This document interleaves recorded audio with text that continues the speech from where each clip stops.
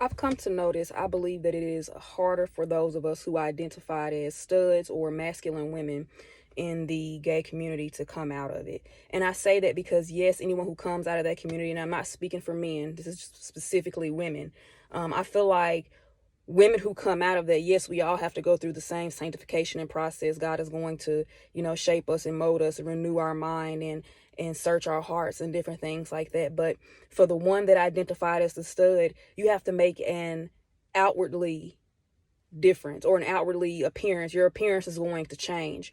And so one of the things that was difficult for me was figuring out if I was even going to like being feminine. Was it something I was going to be able to easily adapt myself into? Was it something that I was even going to be able to accept?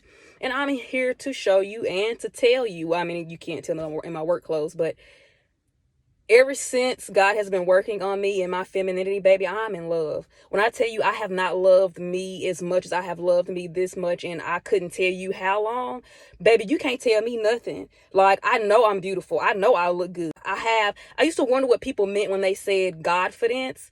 I have that. Like, I know that my father made me beautiful, and to be able to actually walk in that and embrace that, it is such a totally different feeling. And I just want to tell you that if you are a stud or someone who has identified as that and you're coming out or you have came out or you're trying to come out, don't be afraid.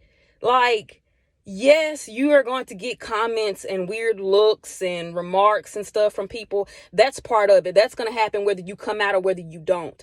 But I also believe that for those of us who people can see that outwardly change and not just in the way that we talk or, our mindset, for those who can actually see that, I think it is a little bit of a different hitter in the spirit, if you will, because for people to for someone who identifies as a femme to come out of that community, and really the only thing that they may have to change is allowing God to renew their mind and to search their heart, and maybe they dress more modest or something like that. But as someone who identified as a stud, you are going to have to completely like flip your appearance. You know what I'm saying? And so it's like, who is that, and that's a question that I've asked myself, especially since I've started doing different feminine things. I'm like, who is that woman? Like, I love her. She looks great.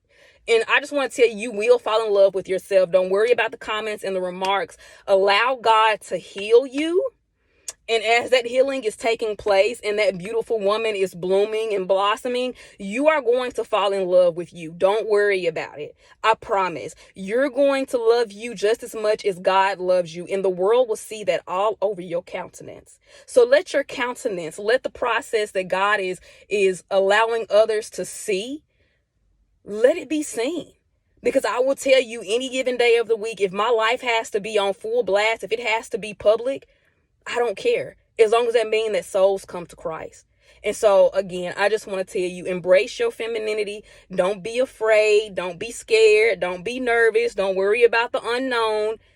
God got you 110%. I am here as a walking testimony, a living testimony. You can do this if you surrender and submit to God fully. He will take care of the rest.